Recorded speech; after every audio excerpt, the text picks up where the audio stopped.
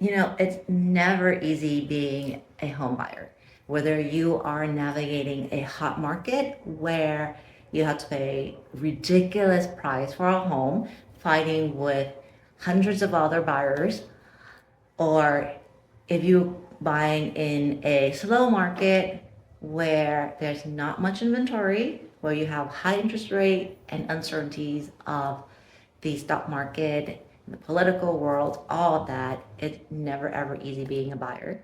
And on top of that, you still have to navigate a process that is so unfamiliar to you, something brand new, and all the rules and regulations that you have to follow and all the little new ones that you never known of before. So I feel you. Being a buyer is never easy. So in this series, I'm actually going to share with you to help you navigate the process so that way it could be as smooth as possible.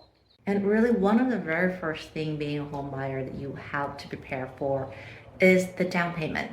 And not only do you need to have the down payment available, you also need to have money for the closing costs and the reserve. So most people, when you hear about buying a home, most people only think about the down payment. But the down payment is only the beginning step, guys. You need to make sure you have your down payment. You need to have your reserve. And what is reserve? Reserve is basically money set aside so that in case you lose your job, you still have the fund to pay for your mortgage, property tax, and insurance, either for a period of 3 months, 6 months, or up to a year. And every lender has different rules. Some require 3 months, some require 6 month reserve, and some really strict will require 1 year, depending on your financial situation. And that's what the reserve is that you have to have. And typically, one of the way to have a reserve too, you can actually use your 401k. It will count toward your reserve. And then beside the reserve and the down payment, you also have to have closing costs, because the closing cost is quite important, and depend on which county you buy in, it can be different. So let's say here in the Bay Area, in Santa Clara County, the seller pays for majority of the closing costs.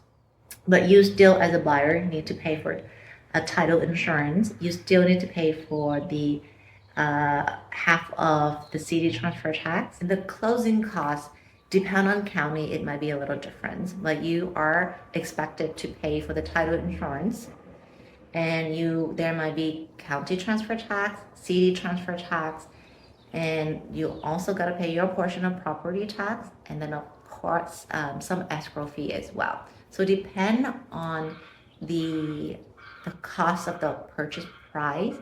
The closing cost can be significant if you are buying, especially if you're buying over $2 million. And let's talk about down payment. I think one of the myths that we hear a lot is that, oh, we need to have 20% for down payment, which is completely not true. You actually can have as little as 3% for down payment. That's the minimum. Depend on the loan, right? But realize a lot of time, my buyer prefer to actually do 20%, because the more money you put in down payment, the smaller the loan is going to be. And that factor into your monthly payment. If you put in 20% as down payment, your loan is going to be 80%.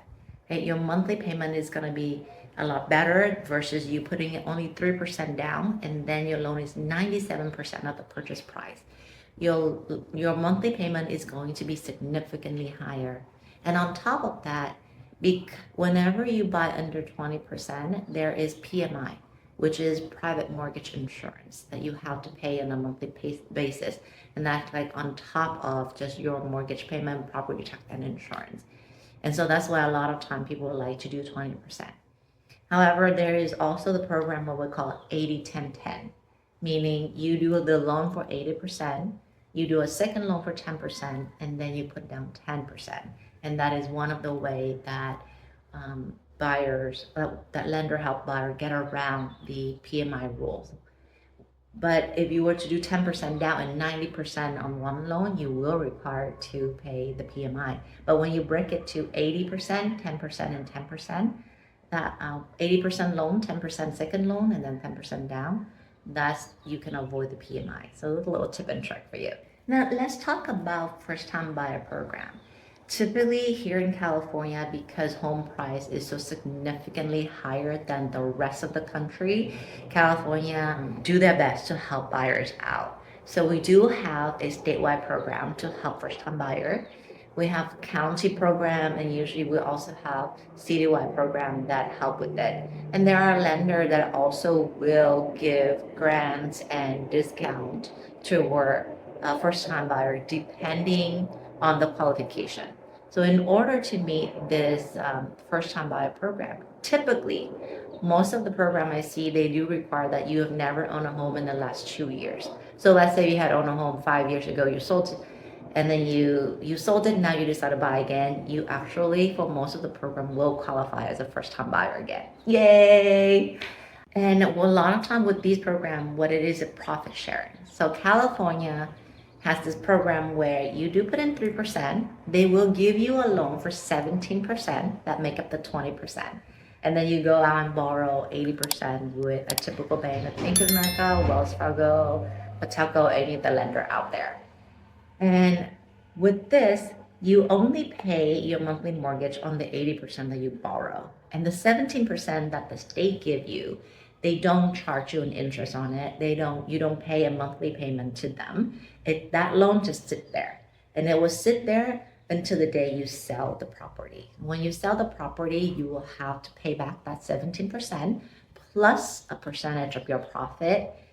Or if you refinance the home the second time, then you will require to pay back that loan. And the same thing on the county level, Santa Clara County, we do have a great program, very similar, and it works the same way, where you put in 3%, they lend you 17% for the down payment, so to make up that 20, and you go borrow the other 80%. So, which is a great program, and I have worked with several buyers that help them get into the first home.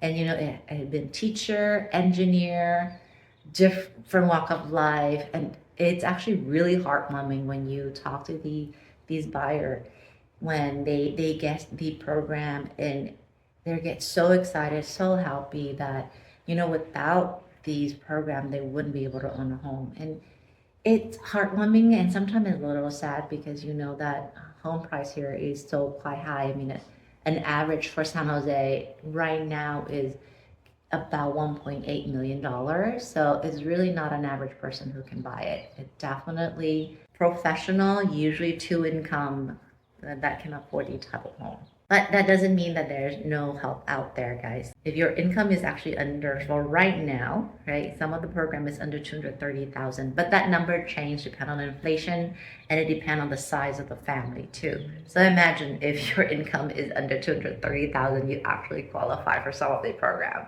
So let me know, reach out to me if you are interested in these programs. I'm happy to share more detail.